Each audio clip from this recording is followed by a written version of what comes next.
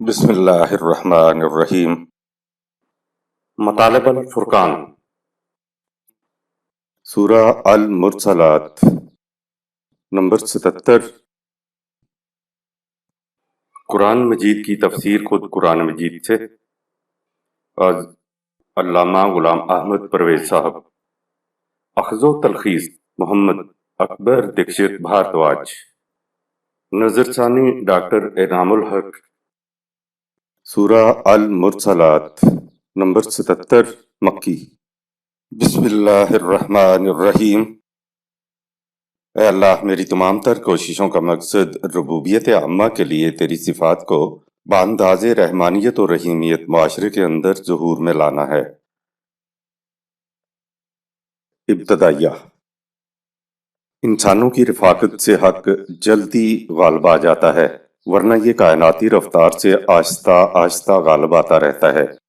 سارے قرآن کریم میں کشمکش حق و باطل کا ذکر چلا آ رہا ہے، لیکن آخری دو پاروں میں اتنے طویل عرصے پر مشتمل تصادم، تزاحم اور تخاصم کو بڑے ہی دلنشین انداز میں اور ارتکازی صورت میں دو دو لفظوں کی آیات میں سمٹا کر بیان کیا گیا ہے۔ ان میں تاریخی تفاصیل بھی آ گئی ہیں اور حقائق بھی آ گئے ہیں۔ باہم متصادم گروہوں میں سے ایک گروہ کو قرآن حق کہتا ہے اور دوسرے کو باطل کہتا ہے۔ قرآن کا یہ بھی دعویٰ ہے کہ لِیُظْہِرَہُ عَلَى الدِّینِ کُلِّہِ، سورہ 9 آیت نمبر 33۔ حق تمام ادیان پر غالب آ کر رہے گا۔ کشمکش حق و باطل میں حق ہمیشہ غالب آتا ہے اور باطل آہستہ آہستہ مغلوب ہو جاتا ہے۔ غالب گروہ والے دین اسلام کے علم بردار ہوتے ہیں، جبکہ باطل کا نمائندہ مذہب ہوتا ہے۔ حق کے غالب آنے کی ایک صورت تو یہ ہے کہ انسانوں کی ایک جماعت حق کی علم بردار بن کر کھڑی ہو اور حق کی تائید میں باطل کا مقابلہ کرے۔ ایسی صورت میں حق چند دنوں مہینوں میں بڑی تیزی کے ساتھ باطل کو مغلوب کر کے غالب آ جاتا ہے، لیکن اگر ایسی صورت نہ ہو تو دوسری صورت وہ ہے جسے زمانے کے تقاضے یا تاریخی وجوب کہتے ہیں۔ اس دوسرے طریقے میں کائناتی قوتیں رفتہ رفتہ باطل کو مغلوب کرتی چلی جاتی ہیں اور حق آہستہ آہستہ غالب آتا چلا جاتا ہے، لیکن اس طریقے میں حق کے غالب آنے کی رفتار بڑی ہی سست ہوتی ہے۔ ایک ایک تبدیلی کے لیے ہزار ہزار سال اور بعض تبدیلیوں کے لیے تو 50 ہزار سال کا عرصہ درکار ہوتا ہے۔ قرآن تاریخ کا فلسفہ پیش کرنے کے لیے سابقہ اقوام کی داستانیں بیان کرتا ہے۔ مثلا فلاں قوم نے اپنے ہاں فلاں قسم کا باطل نظام قائم کیا ہوا تھا، تو نظام کے فطری نتائج کی وجہ سے وہ قوم ہلاک ہو گئی، اور جو قوم جب اور جہاں اپنے ہاں باطل نظام قائم کرے گی وہ تباہ ہو جائے گی۔ اسی طرح فلاں قوم نے اپنے ہاں قوانین خداوندی پر مبنی نظام قائم کر رکھا تھا، تو وہ قوم قوانین خداوندی کے فطری نتائج کی وجہ سے خوشگوار سرسبز و شاداب زندگی اور سرفرازیوں اور سربلندیوں کی حامل ہوئی، اور جب اور جہاں کوئی قوم اپنے ہاں قوانین خداوندی کے مطابق نظام قائم کرے گی اس کا نتیجہ خوشگواریاں ہوں گی۔ دو نظاموں کے نتائج کو سامنے لانا تاریخ کا فلسفہ کہلاتا ہے۔ حق کیسے غالب آ رہا ہے؟ قرآن نے بتایا ہے کہ تاریخی شواہد تمہیں اس طرف لائیں گے جسے خدا نے حق کہا ہے، وہ آہستہ آہستہ صحیح، سست رفتاری سے صحیح، خدا کے حساب و شمار سے صحیح، لیکن کائنات کے اندر ہو یہی رہا ہے کہ حق رفتہ رفتہ غالب آ جاتا ہے۔ حق و باطل کی محسوس مثال یوں سمجھو کہ سخر لکم ما فی السماوات و ما فی الارض، سورہ 31 آیت نمبر 20۔ یہ کائناتی قوتیں جتنی بھی ہیں ان کو ہم نے تمہارے تابع تسخیر کر دیا ہے، اور ان کو تابع تسخیر اس لیے کیا ہے تاکہ تم انہیں مسخر کرو۔ لہٰذا حق یہ ہے کہ انسان کائنات کو یعنی کائناتی قوتوں کو مسخر کرے، اور باطل یہ ہے کہ انسان ان قوتوں کے تابع ہو جائے، ان سے مغلوب ہو جائے۔ انسانیت کے ابتدائی دور میں انسان فطرت کی چھوٹی چھوٹی قوتوں کے سامنے ہاتھ جوڑ کر کھڑا ہو جاتا تھا، سجدے کرتا، ڈنڈوت بجا لاتا، مغلوب ہوتا تھا۔ بارش برستی تو ڈرتا، بجلی چمکتی تو کانپتا تھا۔ ان کو دیوی دیوتا بناتا، ان کے حضور نذرانہ اور قربانیاں پیش کرتا تھا، پہاڑوں اور دریاؤں سے بھی ڈرتا تھا۔ انسانیت کا سفر یہاں سے شروع ہوا۔ اس کے بعد انسانیت کی تاریخ آپ کو بتا رہی ہے کہ وہ رفتہ رفتہ ان قوتوں کو مغلوب کرتا چلا آیا ہے اور چاند تک پر پہنچ گیا۔ حق کا پہلا گوشہ۔ حق یہ ہے کہ کائنات کو یعنی کائناتی قوتوں کو مسخر کیا جائے۔ اس حق کو محسوس شکل میں لانے کے لیے نہ جانے کتنی صدیاں صرف ہوئیں۔ انسانیت کی تاریخ اس بات پر شاہد ہے کہ جب سائنسدان نے کہا کہ زمین گول ہے، زمین حرکت کرتی ہے، تو مذہب کی دنیا نے کہا کہ اسے پھانسی پہ لٹکا دو۔ حق و باطل کی کشمکش کے یہ معنی بھی ہیں، لیکن آپ دیکھیں کہ مزاحمت کے باوجود حق غالب آتا چلا گیا ہے۔ روسی خلانورد چاند پہ گئے تو مذہب نے اس بات کا مذاق اڑایا۔ دیکھا آپ نے حق کی مخالفت مذہب کے پلیٹ فارم سے ہوئی، مخالفت کے باوجود حق نے تو غالب آنا ہی ہے۔ حق کا دوسرا گوشہ۔ حق یہ ہے کہ تسخیر کائنات کے محاصل کو انسانیت کی منفعت کے لیے صرف میں لایا جائے۔ تسخیر کائنات کے محاصل کو انسانیت کی منفعت کے لیے صرف میں لانے کے لیے ایک نظام کی ضرورت ہے، جسے قرآن اللہ کے قوانین کے مطابق ربوبیت عالمینی کہتا ہے۔ سورہ 1 آیت نمبر 1۔ جو کشمکش حق کے پہلے گوشے فطری قوانین میں تھی، وہ اب انسانوں کے اندر آ جاتی ہے۔ مفاد خواہش کے جذبے کے تحت مفاد پرست لوگ نظام ربوبیت خداوندی کو عام کرنے کے راستے میں حائل ہو جاتے ہیں، جس کے نتیجے میں باہمی ٹکراؤ ہوتا ہے۔ یہ بھی ایک کشمکش ہے۔ دوسری کشمکش محمد الرسول اللہ والذین معہ اور مخالفین میں 23 سال برپا رہی، لیکن ہر تقابل، ہر تزاحم میں حق غالب آتا چلا گیا، یہاں تک کہ نظام خداوندی قائم ہو کر دین سارا کا سارا خدا کا ہو گیا۔ مومنین کی مفتوحہ مملکتیں دین کی مملکتیں بن گئی تھیں۔ اگر مفتوحہ مملکتیں مذہب کی ہی مملکتیں رہتیں تو پھر وہ باطل کا ہی غلبہ ہوتا، لیکن مذہب کی جگہ دین نے لے لی تھی۔ یہ تھا حق کا غلبہ جو ہوا تھا۔ قرآن کریم نے ان آخری پاروں میں اس کشمکش کو سمٹا کر بیان کیا ہے۔ اس کشمکش میں حق کو غالب کرنے کے لیے قرآن کریم میں ایسے الفاظ ہیں کہ آپ انہیں کائناتی قوتیں بھی کہہ سکتے ہیں، انہیں ملائکہ بھی کہا جا سکتا ہے، انہیں زمانے کے تقاضے بھی کہا جا سکتا ہے، انہیں ہیگل کے الفاظ میں تاریخی وجوب، ہسٹوریکل نیسیسٹی بھی کہا جا سکتا ہے، اگرچہ اس کے نزدیک اس کا مفہوم مختلف ہے۔ قرآن کے الفاظ میں انسانوں کی کشمکش اور زمانے کے تقاضوں کے اعتبار سے حق و باطل کی کشمکش دونوں ہی سامنے آتی ہیں۔ آیت نمبر 1۔ والمرسلات عرفا۔ اس حقیقت پر شاہد ہیں مرسلات، وہ قوتیں جنہیں پے در پے اور تواتر سے حق کے غلبے کے لیے بھیجا جاتا ہے۔ مرسلات کا مفہوم۔ والمرسلات عرفاً عربی میں واو قسم کے لیے نہیں آتا، بلکہ شہادت کے لیے آتا ہے کہ جو بات آگے کہی جا رہی ہے اس بات پر شاہد ہیں کہ انما توعدون لواقع، سورہ 77 آیت نمبر 7۔ یعنی تم سے جو وعدہ کیا گیا ہے کہ باطل مغلوب اور سرنگوں ہوگا، تو مرسلات کو شہادت میں پیش کیا جا رہا ہے کہ یہ بات ہو کر رہے گی۔ خدا کے پیغمبر بھی مرسلین ہیں۔ انبیاء کی اتباع میں جو جماعتیں حق کا جھنڈا لے کر اٹھتی ہیں وہ بھی مرسلات ہیں۔ اس کے علاوہ ملائکہ یعنی فطرت کی قوتیں ہوں یا زمانے کے تقاضے، ان کو بھی مرسلات ہی کہا جائے گا۔ کشمکش حق و باطل میں حق کو غالب کرنے کے لیے جتنی چیزیں آئی ہیں یا آئیں گی، ان سب کے لیے مرسلات کا لفظ آئے گا۔ عرفاً کا مفہوم۔ عرف، معرفت، عرفان، عرفات کے الفاظ اسی لفظ سے بنتے ہیں۔ عرفاً کے معنی ہے پہچاننا۔ یہ لفظ اس طرح بنا کہ عربوں کی صحرائی اور خانہ بدوش زندگی تھی۔ ایک قبیلے کے 10 افراد یہاں ہیں تو قبیلے کے باقی افراد کہیں اور ہوتے، آپس میں کبھی کبھار ملنا ہوتا تھا۔ جب ایک جگہ کا فرد دوسری جگہ پر رہنے والوں سے ملتا تو وہ اچھی طرح پہچانا نہیں جاتا تھا، اسے پہچان کرانی پڑتی تھی۔ پہچانا وہ جاتا ہے جو بار بار آئے، لہٰذا عرفاً عرب اس کو کہتے ہیں جو بار بار آئے یا متواتر آئے۔ جو متواتر آتا تھا وہ پہچانا جاتا تھا، اس لیے اس کے معنی ہو گئے پہچانا جانے والا۔ عرفاً کے دونوں معنی ہیں، یعنی وہ جو پہچانا جائے یا وہ جو متواتر آتا رہے۔ جو معنی آپ کو موضوع نظر آئیں وہ لے لیں۔ مضمون کی مناسبت سے ہمارے نزدیک مرسلات عرفا کے زیادہ موضوع معنی ہوں گے۔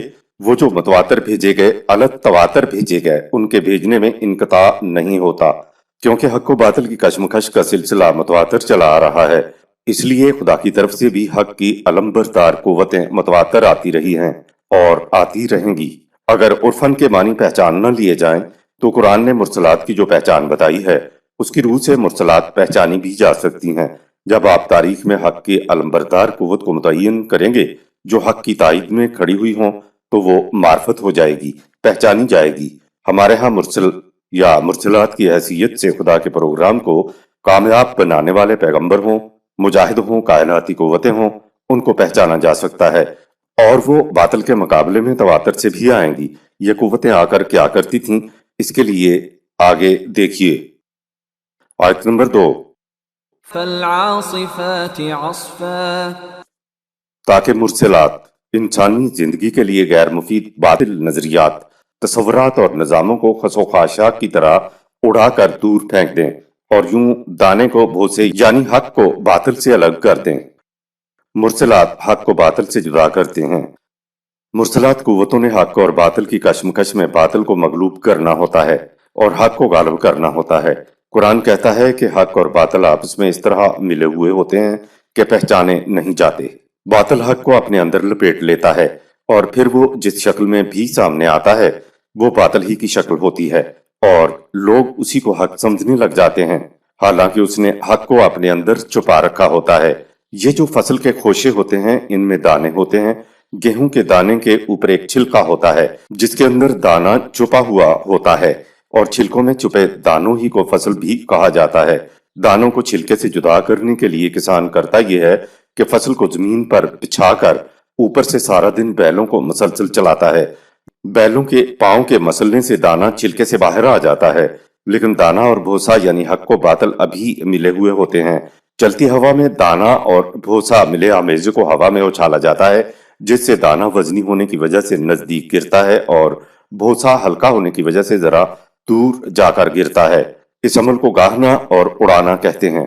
اس عمل سے دانا اور بھوسا الگ الگ ہو جاتا۔ درس کے معنی بھی گاہنا ہوتے ہیں۔ یہاں کہا فل آصفات آصفا، سورہ 77 آیت نمبر 2۔ یہ مسلسل آنے والی قوتیں یعنی ہوائیں دانے یعنی حق کو باطل یعنی بھوسے سے الگ کر دیتی ہیں۔ گاہنے یعنی حق کو باطل سے جدا کرنے کا مرحلہ بڑا ہی صبر آزما ہوتا ہے۔ اس لیے نبی اکرم صلی اللہ علیہ وسلم سے کہا فصبر، سورہ 76 آیت نمبر 24، یعنی استقامت دکھاؤ، جلدی نہ کرو۔ یہ ہے حق کو باطل سے اور دین کو مذہب سے الگ کرنے کا طریقہ۔ آج جو مذہب کا اتنا غلبہ ہے اس کی وجہ یہ ہے کہ مذہب اور دین کو الگ الگ نہیں کیا گیا ہے، باطل اور حق آپس میں ملے ہوئے ہیں۔ اسی لیے یہ آج جو مروجہ اسلام ہے وہ مذہب اور دین کا مرکب ہے، اس لیے باطل ہے۔ مذہب میں پیوند کاری کے ذریعے اسے دین نہیں بنایا جا سکتا، کیونکہ مذہب کا سارا نظام دین کے نظام کی ضد ہوتا ہے۔ مذہب میں اصلاح کرنے سے دین نہیں آتا، بلکہ دین تو مذہب کی جگہ آتا ہے، کیونکہ وَقُلْ جَاءَ الْحَقُّ وَزَهَقَ الْبَاطِلُ، سورہ 17 آیت نمبر 81۔ حق و صداقت کے نظام دین میں باطل یعنی مذہب کی تقریبی قوتیں ختم ہو جاتی ہیں۔ مرسلات پہلے حق اور باطل کو الگ الگ کر کے دکھاتے ہیں۔ اسے فکری یا نفسیاتی انقلاب کہا جاتا ہے۔ پہلا انقلاب یہ ہے کہ دانا اور بوسا الگ الگ نظر آ جائیں، یعنی مذہب اور دین الگ الگ نظر آئیں۔ آپ کو پتہ چل جائے کہ یہ مذہب ہے اور یہ دین ہے۔ ہمارے ہاں مذہب پر دین کے غلبے کی بات نہیں ہوتی، بات ہوتی ہے تو بس یہ کہ مذہب میں اصلاح کرنے کی کوشش کی جائے۔ مذہب کی اصلاح کرنے سے دین کا غلبہ بالکل نہیں ہوگا۔ مذہب اور دین ایک دوسرے کی ضد ہیں، لہٰذا جہاں مذہب ہوگا وہاں دین نہیں ہو سکتا، اور جہاں دین ہوگا وہاں مذہب کے لیے کوئی جگہ نہیں ہوتی۔ اندھیرے کی اصلاح کرنے سے روشنی نہیں آئے گی، یا تو روشنی ہوگی یا پھر تاریکی ہوگی، یعنی حق ہوگا یا باطل ہوگا۔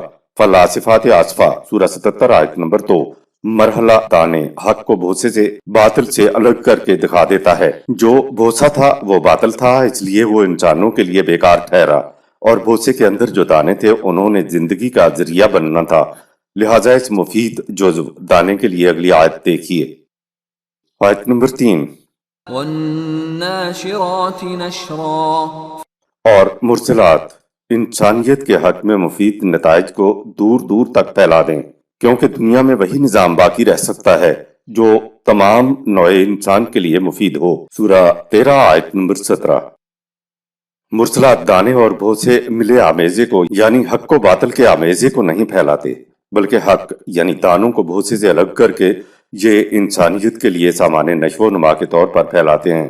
بھوسا باطل تو انسانیت کے لیے غیر مفید ہے، دانے انسانیت کے لیے مفید ہیں۔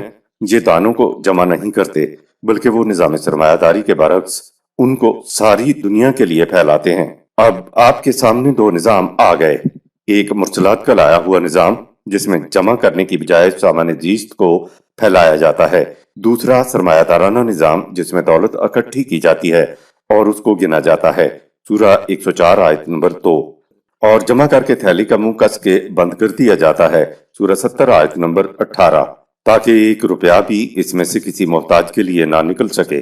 جمع کر کے جمع شدہ کو صرف اپنے لیے روک لینا باطل ہے، اور حق یہ ہے وَأَمَّا مَا يَنْفَعُ النَّاسَ فَيَمْكُثُ فِي الْأَرْضِ، سورہ 13 آیت نمبر 17۔ جس کام کا نتیجہ ساری انسانیت کے لیے نہیں ہے وہ باطل ہے، اس لیے باطل زمین پر زیادہ عرصہ ٹھہر نہیں سکتا، یعنی اسے بقا نہیں ہے۔ آیت نمبر 4۔ فالفارقات فرقا، اور انسانیت کے لیے تخریبی اور تعمیری نتائج پیدا کرنے والے عناصر کو مرسلات ایک دوسرے سے الگ کرتے جائیں۔ آیت نمبر 5۔ فالملقیات ذکرا، اور مرسلات منفی اور مثبت ٹھوس تاریخی عقائد کو شواہد کی حیثیت سے پیش کرتی جائیں تاکہ اقوام سابقہ کی تاریخی داستانیں حق اور باطل کو الگ الگ کر کے دکھا دیتی ہیں۔ قرآن کا یہ بہت بڑا دعویٰ ہے کہ باطل کا نظام کامیاب نہیں ہو سکتا، باقی نہیں رہ سکتا، اور بس حق کا نظام ہی باقی رہے گا۔ سوال یہ ہے کہ اس دعویٰ کی شہادت کیا ہے؟ اس کے جواب میں کہا فالملکیات ذکرا، سورہ 77 آیت نمبر 5۔ تاریخ کے نوشتے بطور شہادت پیش ہیں۔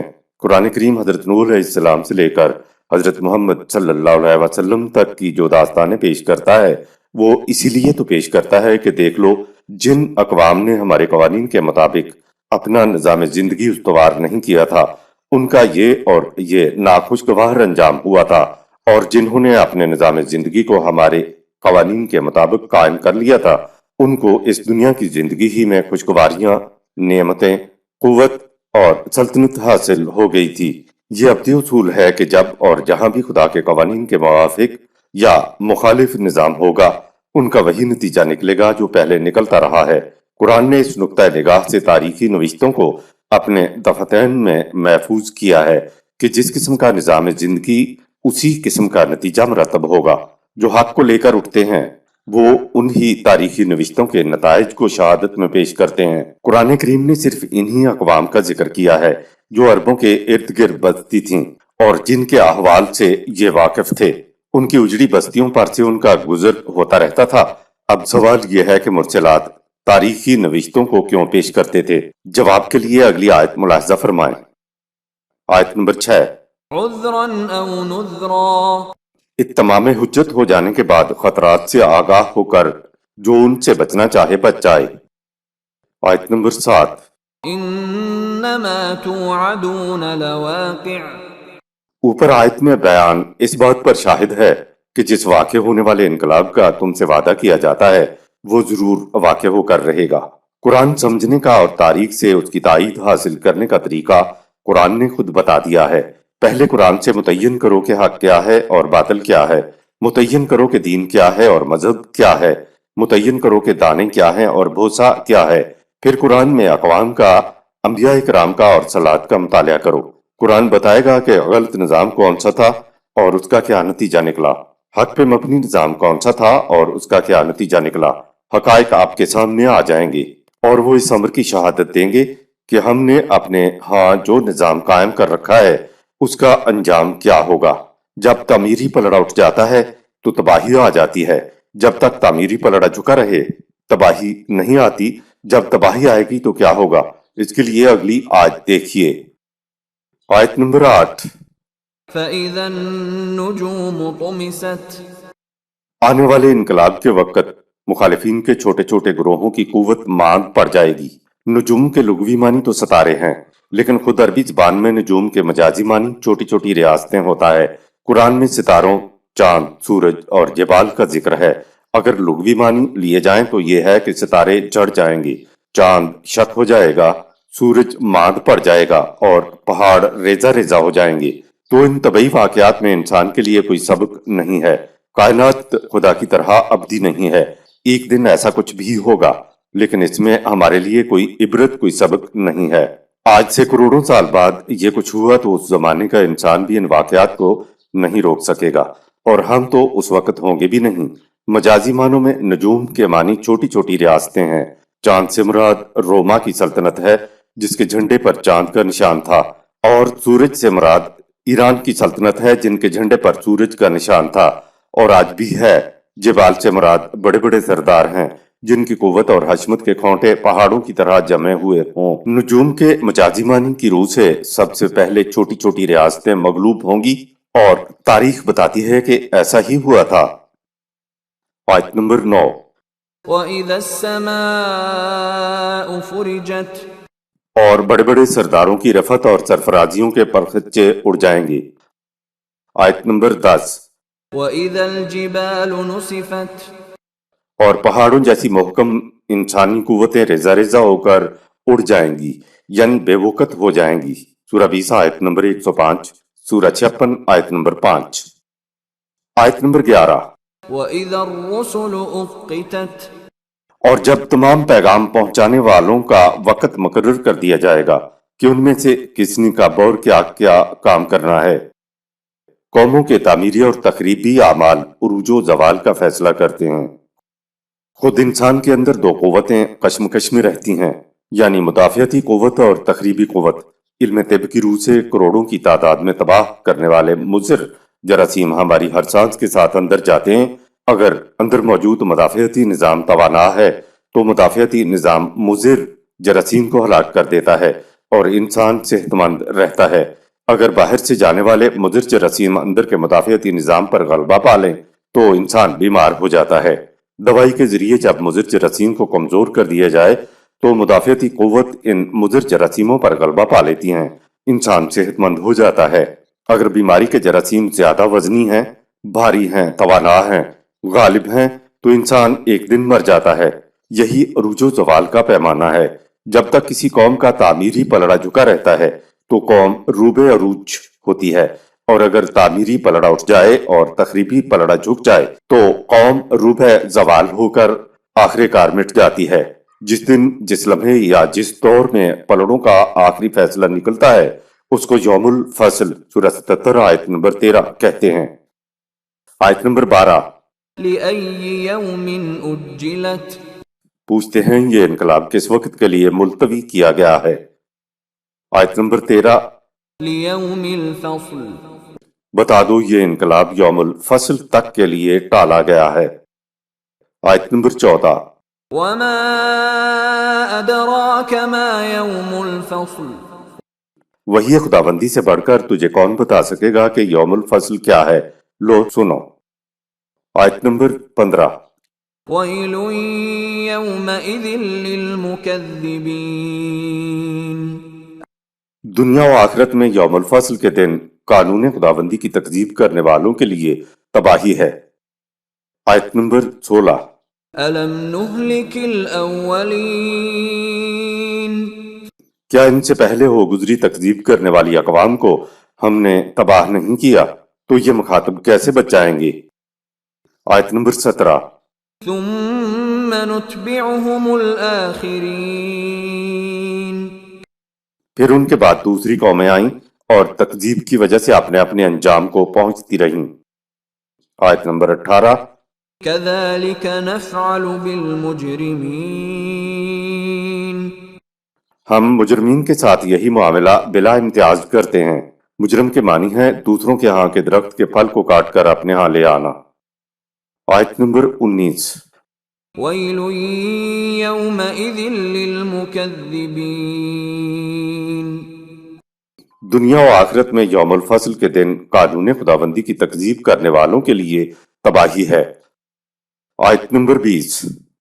أَلَمْ نَخْلُقكُّم مِّن مَّاءٍ مَّهِينٍ اے انسانو، کیا ہم نے تمہیں حقیر سے مادہ تولید سے پیدا نہیں کیا؟ یوم الفصل مہلت کا وقفہ گزرنے کے بعد آتا ہے۔ جرم سرزد ہونے سے جرم کا نتیجہ نکلنے تک مہلت کا وقفہ ہوتا ہے جو خدا نے اپنی رحمت کے طور پر رکھا ہوا ہے۔ یہ وقفہ اس لیے ہوتا ہے کہ جو چاہے اپنی تعمیری پلڑے کو جھکا کر تباہی سے بچ جائے۔ خدا کے قانون مکافات میں مہلت کے وقفے کو قرآن استقرار حمل اور بچے کی پیدائش کی محسوس مثال سے سمجھاتا ہے کہ دیکھو، استقرار حمل سے لے کر بچے کی پیدائش سے 7 سے 9 ماہ کا عرصہ لگتا ہے۔ یہ نہیں ہوتا کہ استقرار حمل کے ساتھ ہی بچہ پیدا ہو جائے۔ قرآن کہتا ہے کہ اس معاملے میں تو تم جلدی نہیں مچاتے، تو پھر ظالم کے ظلم کا بدلہ فوری طور پر کیسے نکل سکتا ہے؟ اس کے لیے بھی تو ہمارے قوانین معین اور مقرر ہیں۔ آیت نمبر 21۔ فجعلناه في قرار مكين پھر اس مادہ تولید کو رحم مادر کے اندر ٹھہرایا جو وہاں مادہ کے بیضا میں قرارگیر ہو گیا۔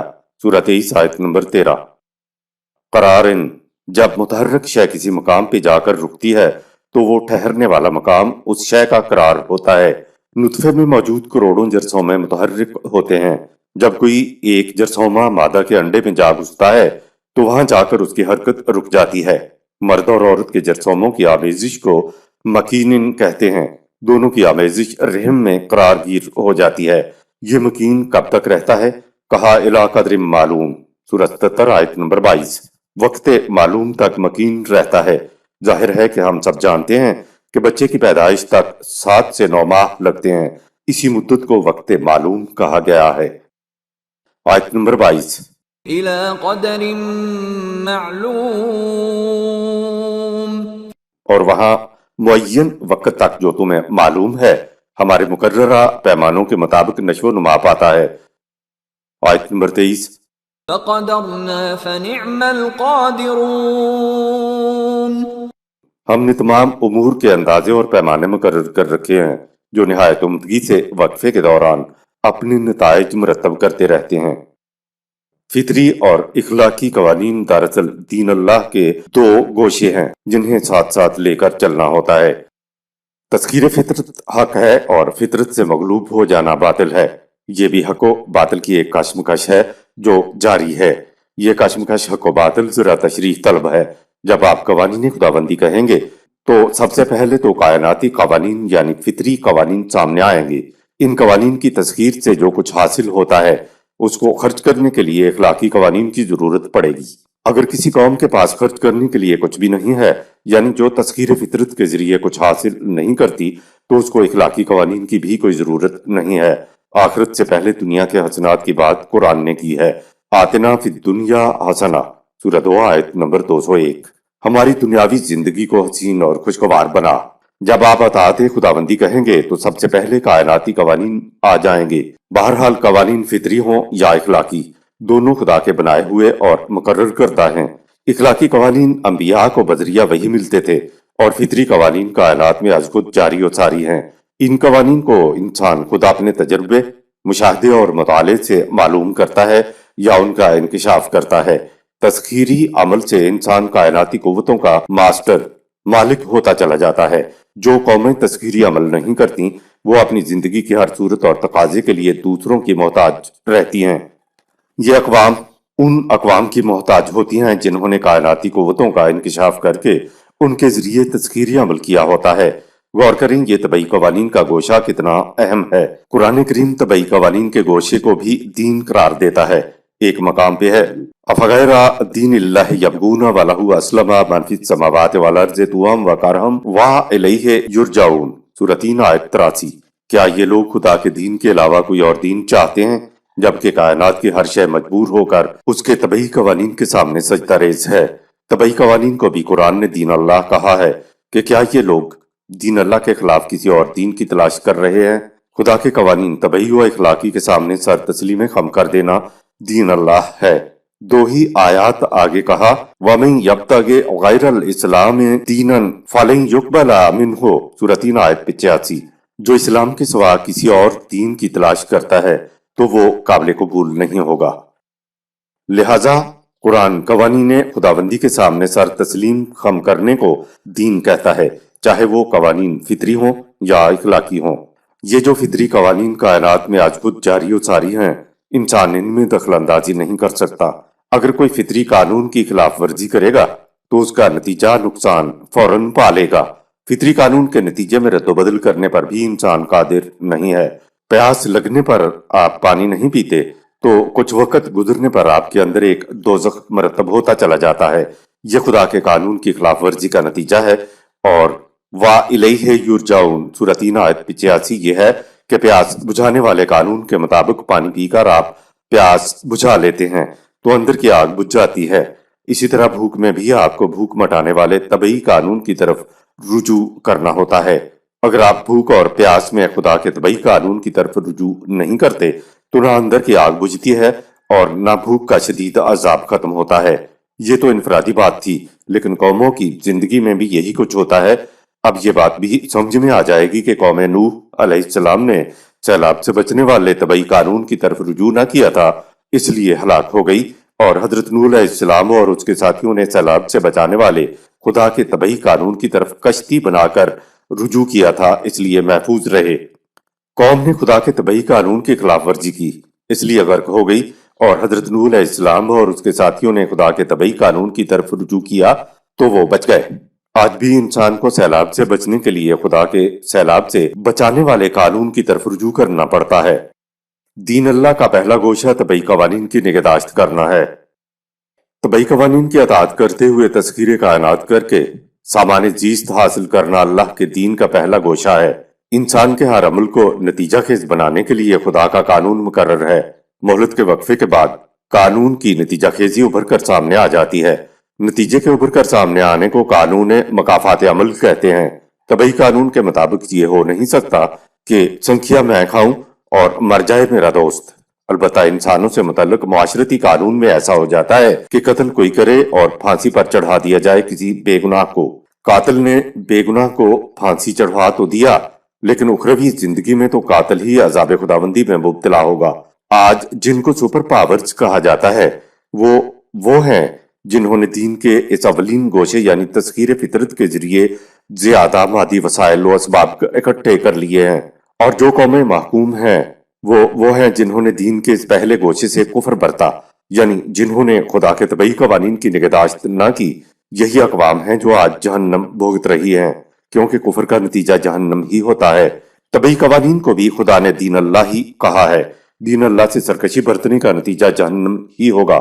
चाहे आप नमाज पढ़ लें और रोजे रख लें, नामुकम्मल दीन का नतीजा जहन्नम ही होता है। मुकम्मल दीन यह है कि तस्खीर कायनात की जाए और फिर तस्खीरी महासिल को इखलाकी कवानीन के मुताबिक अफराद मुआशरा में नश्व नुमा के लिए तकसीम किया जाए। तबई कवानीन में तब्दीली करना नामुमकिन है।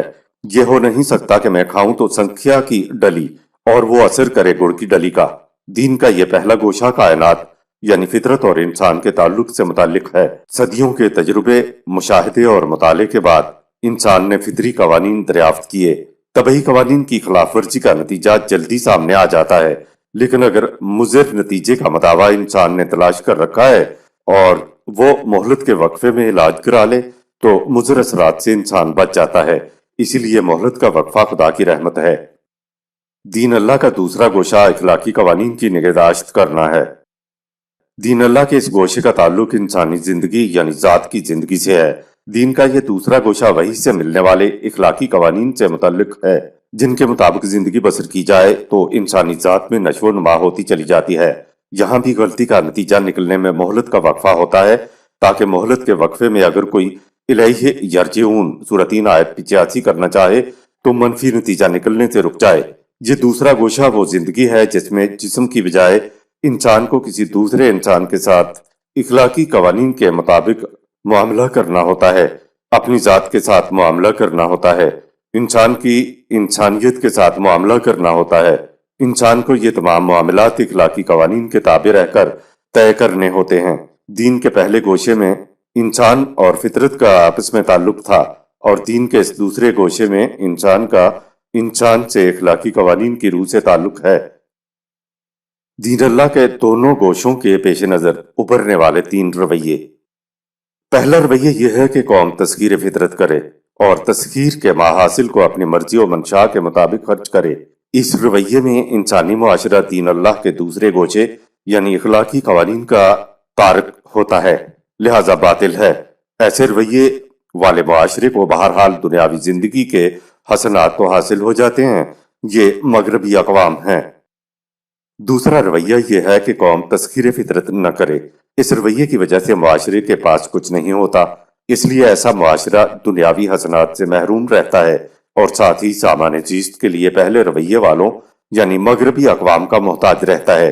दूसरे रवैये का हामिल मुआशरा दीन अल्लाह के पहले गोशे का तो तारक होता ही है, لیکن دین اللہ کے دوسرے گوشے پر بھی بذیم خود عمل پیرا ہونے کا مدعی ہوتا ہے، یہ ہم مسلمان ہیں۔ تیسرا رویہ یہ ہے کہ قوم تسخیر فطرت کر کے سامان زیست حاصل کرے اور پھر اس کو اخلاقی قوانین کے مطابق افراد معاشرہ کی نشو و نما کے لیے تقسیم کرے۔ یہ مومنین کی جماعت ہے جو دین اللہ کے دونوں گوشوں کی نگہداشت کرتی ہے۔ اس رویے سے ان کی دنیا بھی خوشحال اور خوشگوار ہو جاتی ہے اور ذات کی نشو و نما کی وجہ سے اخروی زندگی بھی خوشگوار ہو جاتی ہے۔ اس رویے کی حامل قوم دنیا کی تمام دوسری اقوام سے ہر میدان میں آگے ہوتی ہے۔ یہی وہ قوم ہے جس کے بارے میں کہا وَأَنْتُمُ الْأَعْلَوْنَ إِن كُنتُم مُؤْمِنِينَ سورہ 3 آیت 139۔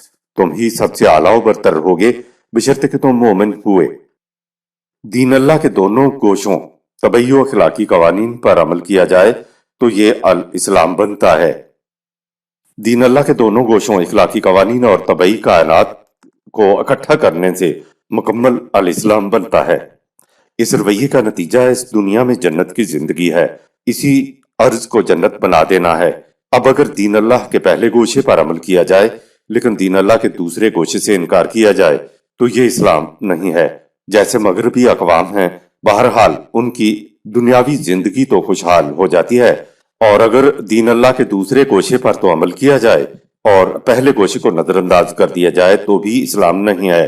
ایسے لوگوں کی دنیاوی زندگی محرومی، پستی، ذلت، مسکنت اور خواری کے عذاب میں بسر ہوتی ہے، اور اخروی زندگی بھی اس سے مختلف نہیں ہوتی، کیونکہ انہوں نے دین اللہ کے دونوں گوشوں کو ساتھ ساتھ رکھ کر عمل نہیں کیا ہوتا۔ اسلام تو دین اللہ کے دونوں گوشوں کے امتزاج کا نام ہے، یعنی فطرت کی قوتوں کو مسخر کر کے ماحاصل کو وحی خداوندی کے مطابق استعمال میں لانا۔ اس طرح دین اللہ کے دونوں گوشے اکٹھے ہو جاتے ہیں اور مکمل دین اللہ پر عمل ہو جاتا ہے، جس کا نتیجہ دنیا و آخرت کی خوشگواریاں ہیں، جنتی زندگی ہے۔ دین کے دونوں گوشوں پر ایمان حقیقی ایمان کہلاتا ہے۔ ایک گوشے پر ایمان اور دوسرے گوشے کا انکار ایمان نہیں ہے۔ کہا افتؤمنون ببعض الکتاب وتکفرون ببعض سورہ 2 آیت نمبر 85۔ کیا یہ کتاب اللہ کے ایک حصے پر ایمان رکھتے ہیں اور اس کے دوسرے حصے سے انکار کرتے ہیں؟ ایک کتاب اللہ تو قرآن ہے اور دوسری کتاب اللہ صحیفہ فطرت ہے، یعنی فطری قوانین ہیں۔ قرآن کی طرح صحیفہ فطرت کو بھی خدا ہی نے بنایا ہے۔ انسان نہ تو اخلاقی قانون بنا سکتا ہے اور نہ ہی فطری قانون بنا سکتا ہے۔ دین کی چابی سے دنیا کا ہر دروازہ کھلتا ہے، بشرطے کہ چابی قرآن کو مذہب نہ بنایا جائے۔ اخلاقی قوانین کو انسان اپنے تجربے، مشاہدے اور مطالعے سے دریافت نہیں کر سکتا، اس لیے یہ بذریعہ وحی انبیاء کی وساطت سے انسانوں کو ملتے تھے، جو اب تا قیامت قرآن میں محفوظ ہیں۔ فما جزاء من یفعل ذلک منکم سورہ 2 آیت 85۔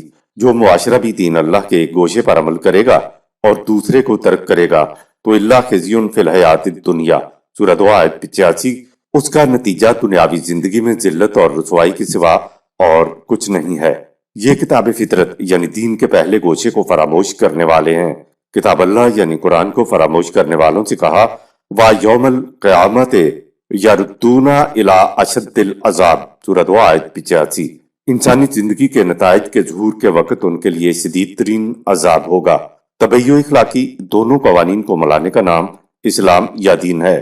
جو مادی کائنات یعنی دین کے بہت بڑے حصے کو نظر انداز کرتا ہے اس کی دنیاوی زندگی ذلت اور پستی کی ہوگی، اور جو انسانی ذات کی نشو و نما یعنی قرآن کو فراموش کرتا ہے تو اس کا آخرت میں نتیجہ شدید عذاب ہے۔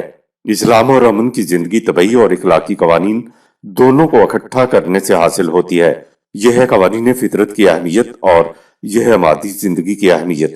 فطرت کو مسخر کیے بغیر انسان قرآنی دین یعنی انسانیت سے متعلق دین پر ایک قدم بھی نہیں چل سکتا۔ مادی کائنات تو وہ گھوڑا ہے جس پر سوار ہو کر آپ منزل کی طرف جائیں گے، اگر آپ کے پاس سواری نہیں ہے تو آپ کہاں جائیں گے؟ دین کے دونوں گوشوں کے امتزاج کا نام اسلام ہے۔ علامہ اقبال کہتے ہیں کہ دین کی چابی سے دنیا کا ہر دروازہ کھلتا ہے۔ قرآن چابی تو ہے، لیکن اگر تصوف کی طرح دنیا سے نفرت ہے تو نفرت کی وجہ سے دروازہ کھولنے کے لیے چابی کوئی کیوں لگائے گا؟ پھر چابی بھی تو مذہب بن گئی ہے اور اس کی پرستش ہونے لگی ہے۔ آیت نمبر 24۔ وَيْلٌ يَوْمَئِذٍ لِّلْمُكَذِّبِينَ۔ دنیا و آخرت میں یوم الفصل کے دن قانون خداوندی کی تکذیب کرنے والوں کے لیے تباہی ہے۔ آیات 25-26۔ أَلَمْ نَجْعَلِ الْأَرْضَ كِفَاتًا أَحْيَاءً وَأَمْوَاتًا، کیا ہم نے زمین کو ایسا نہیں بنایا کہ جاندار اور بے جان اشیاء کو سمیٹے ہوئے ہے، یعنی تیز گردش کے باوجود کشش ثقل کی وجہ سے کوئی چیز زمین سے الگ نہیں ہوتی۔ کفاتن کا مفہوم، پرندے کی وہ تیز اڑان جس میں وہ اپنے پروں کو سمیٹ لیتا ہے اور اڑتا محسوس نہیں ہوتا، اس کے لیے کفاتن لفظ آتا ہے۔ تیزی کے ساتھ حرکت گردش کرنے والی شے کی کوئی محسوس نشانی ہوتی ہے کہ وہ چیز حرکت کر رہی ہے یا اڑ رہی ہے۔ مثلا پرندہ پروں کو پڑپڑا کر اڑ رہا ہو تو اس کے اڑنے میں پروں کی حرکت محسوس نشانی ہوتی ہے، لیکن کبھی کبھی پرندہ پروں کو سمیٹ کر فضا میں تیر رہا ہوتا ہے۔ اگر شے حرکت کر رہی ہو لیکن اس کی حرکت کی محسوس نشانی نہ ہو تو اس کے لیے لفظ کفاتن آتا ہے۔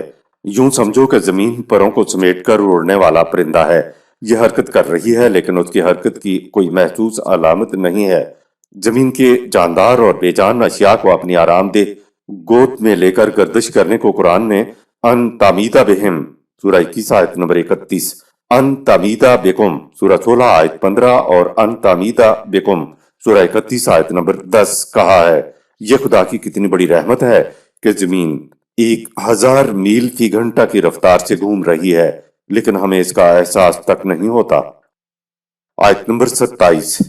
وَجَعَلْنَا فِيهَا رَوَاسِيَ شَامِخَاتٍ وَأَسْقَيْنَاكُم مَّاءً فُرَاتًا، اور ہم نے زمین میں محکم پہاڑ کھڑے کیے اور ان پہاڑوں کو تمہیں شیریں اور خوشگوار پانی پلانے کا ذریعہ بنایا۔ رواسی، ویسے تو رواسی بڑے بڑے پہاڑوں کو کہتے ہیں لیکن زمین کے تیرنے کی رعایت سے رواسی لفظ آیا ہے۔ جہازوں میں لنگر ہوتے ہیں جو جہازوں کو موجوں کی نظر نہیں ہونے دیتے، اس کے لیے بھی رواسی کا لفظ ہے۔ اس کے علاوہ مجرہا و مرساہا سورہ 11 آیت نمبر 41 بھی لنگر انداز ہونے کو کہتے ہیں۔ زمین کے تیرنے میں پہاڑوں کا کیا کردار ہے، اس پر تحقیق ہو رہی ہے۔ ایک دن انسان اس کے متعلق جان لے گا۔ سمندر کا پانی سورج کی تپش سے کشید ہو کر بادل بنتا ہے، پہاڑ بارش کا سبب بنتے ہیں۔ بلند پہاڑوں پر جو بارش ہوتی ہے وہ برف بن کر جم جاتی ہے اور پھر برف کے پگھلنے سے سارے سال ہمارے دریاؤں میں شیریں پانی بہتا رہتا ہے۔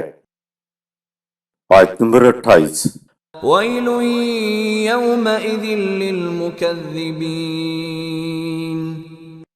دنیا و آخرت میں یوم الفصل کے دن قانون خداوندی کی تکذیب کرنے والوں کے لیے تباہی ہے۔ تباہی صرف اس پر نہیں ہے کہ فلاں قوم نے دین کے دوسرے گوشے یعنی اخلاقی قوانین کو جھٹلا دیا تھا، بلکہ جس قوم نے بھی دین کے پہلے حصے یعنی کائنات سے متعلق دین اللہ کو جھٹلایا ان کے لیے بھی تباہی ہے۔ آیت نمبر 29۔ انطلقوا إلى ما كنتم به تكذبون، ظہور نتائج کے وقت کہا جائے گا کہ تم اس تباہی کی طرف لپک بھاگ اور دوڑ کے چلو جسے تم جھٹلایا کرتے تھے۔ ان تالکو تلک میں بڑا عجیب فلسفہ آتا ہے اور وہ یہ ہے کہ مصیبت انسان کی طرف نہیں آتی بلکہ انسان خود اس کی طرف جاتا ہے۔ تلک میں یہ ہوتا ہے کہ آزادی سے کسی چیز کی طرف بھاگتے ہوئے جانا۔ یہ لفظ بتا رہا ہے کہ تباہی لوگوں کی طرف نہیں آتی، لوگ ہلاکت کی طرف بھاگے ہوئے چلے جاتے ہیں۔ آیت نمبر 30۔ انطلقوا إلى ظل ذي 3 شعب، لپک بھاگ اور دوڑ کے چلو آتشیں دھوئیں کے سائبان کی طرف جس کی 3 بڑی بڑی شاخیں ہیں جو سر کے اوپر آگے اور پیچھے سے گھیرے ہوئے ہیں۔ آیت نمبر 31۔ لا ظليل ولا يغني من اللهب، وہ سائبان ایسا ہے جس میں نہ دھوپ سے بچاؤ کے لیے چھاؤں ہے اور نہ شعلوں کی تپش سے بچاؤ۔ آیت نمبر 32۔ انها ترمي بشرر كالقصر، وہ بھڑکتی آگ بڑے بڑے گٹھوں جیسے شعلے پھینکتی ہے۔ قصر لکڑی کے بڑے بڑے گٹھے، بہت سی لکڑیوں کو باندھ کر ایک بڑا سا گٹھا بنایا جاتا ہے۔ اس کے علاوہ اس لفظ کے معنی بڑے بڑے مکان بھی ہوتے ہیں یعنی ایسے بلند مکان جیسے زرد رنگ کے بلند اونٹ ہوں۔ عذاب کی شدت کو بتانے کے لیے بلند شعلوں کی مثال دی گئی ہے۔ آخرت کی زندگی میں یہ عذاب کی شکلیں کس طرح کی ہوں گی ہم اپنے دنیاوی شعور کی سطح پر نہیں سمجھ سکتے۔ قرآن نے اسی لیے اخروی زندگی سے متعلق ساری باتیں تمثیلی انداز میں بیان کی ہیں، لیکن جو اقوام اسی دنیا میں مکمل دین یا دین کے حصے کو فراموش کر دیتی ہیں ان پر تو اسی دنیا میں عذاب یا تباہی آتی ہے۔ آیت نمبر 33۔ كأنه جمالة صفر وہ شعلے بڑے بڑے زرد اونٹوں کی مانند بلند دکھائی دیتے ہیں۔ آیت نمبر 34۔ ويل يومئذ للمكذبين دنیا و آخرت میں یوم الفصل کے دن قانون خداوندی کی تکذیب کرنے والوں کے لیے تباہی ہے۔ آیت نمبر 35۔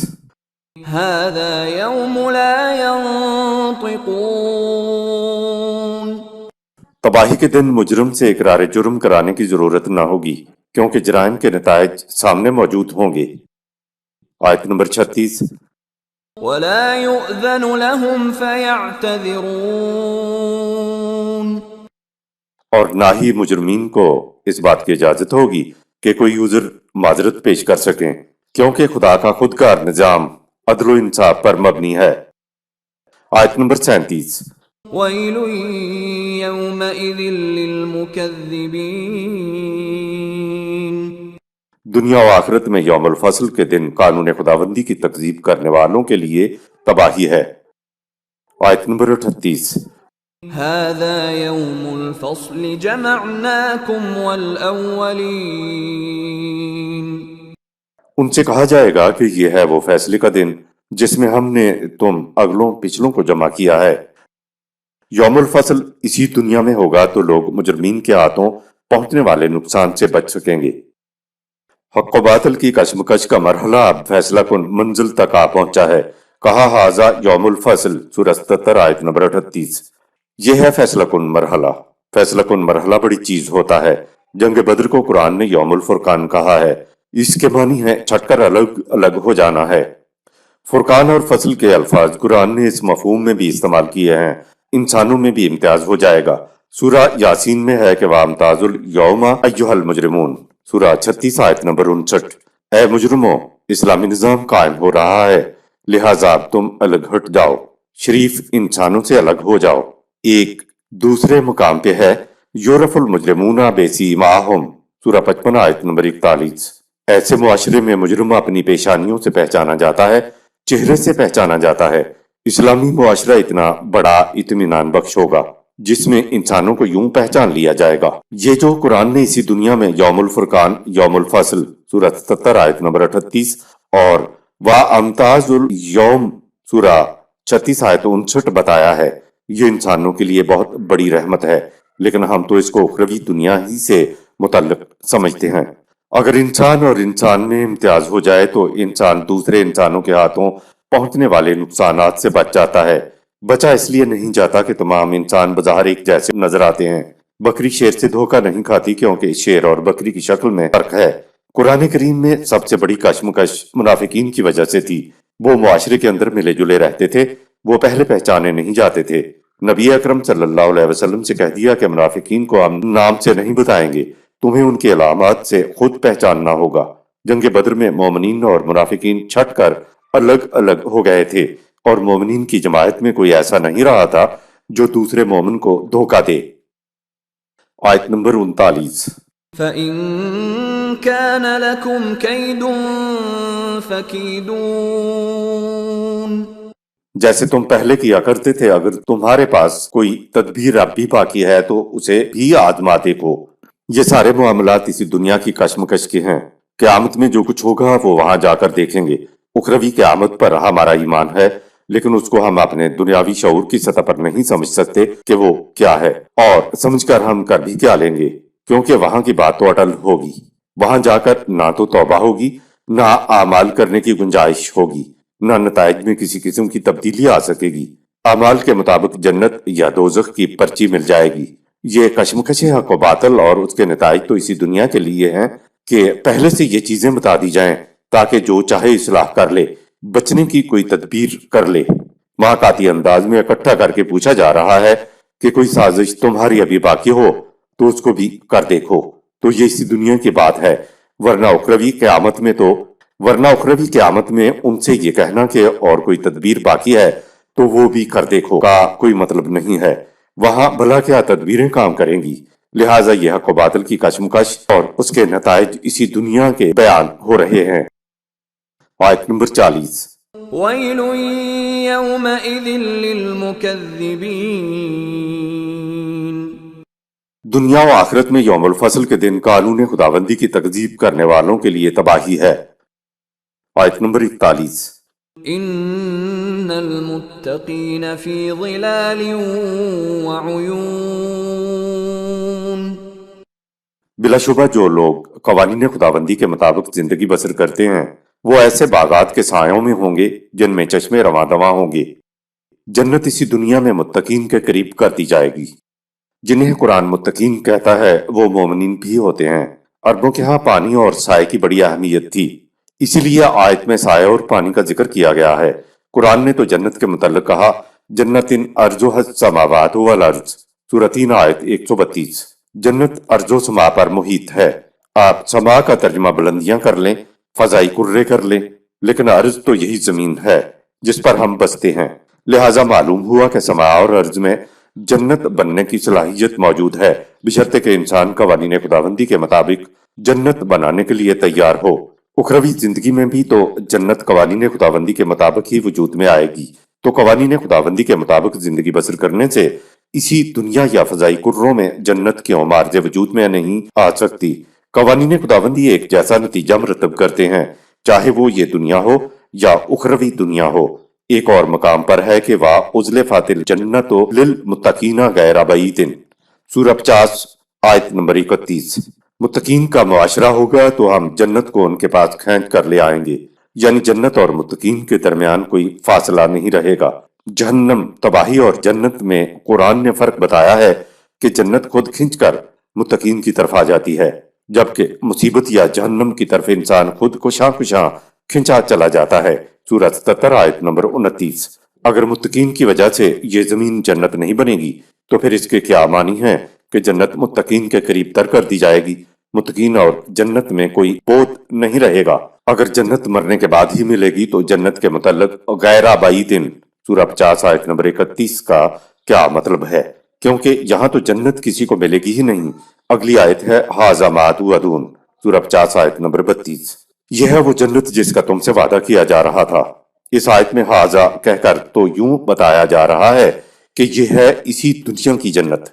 हमारे यहाँ तो इस दुनिया की जन्नत का तस्वुर नहीं है, इसलिए हमें यकीन ही नहीं होता कि अल्लाह मियाँ इस दुनिया की जन्नत के लिए कहेगा कि यह है वो जन्नत जिसका वादा तुमसे किया जा रहा था।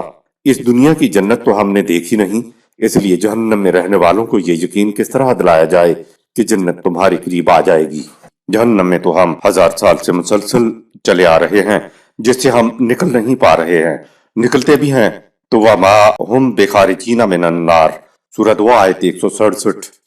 जब कोई जहन्नम से निकलने की कोशिश करता है तो अपने ही मुल्क के दरोगे निकलने नहीं देते। अगर किसी तरह निकल जाएं तो दूसरे मुल्क के दरोगे वापस जहन्नम में धकेल देते हैं। आगे इसी दुनिया की जन्नत की खुसूसियात बयान हो रही हैं। बागात में दिलपसंद मेवे होंगे, सूरह 77 आयत नंबर 42। कहकर कुरान ने इंसान के इख्तियार व इरादे की तरफ इशारा किया है कि ये बरकरार रहेगा। इख्तियार व इरादा ही तो आजादी है, और आजादी जन्नत की पहली खुसूसियत है। जहां आजादी नहीं वो जहन्नम है। आजादी ही शर्फ इंसानियत है। आजाद है तो ये इंसान है, अगर आजाद नहीं है तो ये हैवान है। इस दुनिया की जन्नत के मुतल्लिक एक दूसरा मकाम देखिए, इन्नल्लज़ीना क़ालू रब्बुनल्लाहु सुम्मा इस्तक़ामू ततनज़्ज़लु अलैहिमुल मलाइकतु अल्ला तख़ाफू वला तहज़नू, सूरह 41 आयत नंबर 30। जिन लोगों ने कह दिया कि हमारा रब अल्लाह है और फिर उस पर इस्तकामत से जमकर खड़े हो गए तो उन पर मलाइका का नुज़ूल होता है, जो कहते हैं कि तुम्हें ना किसी किस्म का खौफ होगा और ना अफसुर्दगी, सूरह 41 आयत नंबर 30। आगे आयत है वा अबशिरू बिल जन्नतिल्लती कुंतुम तुअदून, सूरह 41 आयत नंबर 30। मलाइका उनको इस्तकामत से इस दुनिया में खड़े रहने पर जन्नत की बिशारत देते हैं। अगली आयत में बताया कि मलाइका कहते हैं नहनु औलियाउकुम फिल हयाति दुनिया व फिल आखिरते, हम इस दुनिया में भी तुम्हारे रफीक हैं और आखिरत की जिंदगी में भी तुम्हारे रफीक होंगे। सूरह 41 आयत नंबर 31। मलाइका की रफाकत का मतलब तो यही है कि तुम्हें जन्नती जिंदगी इस दुनिया में भी नसीब होगी और उखरवी दुनिया में भी नसीब होगी। इसी आयत में आगे है वलकुम फीहा मा तश्तही अनफुसुकुम वलकुम फीहा मा तदउन।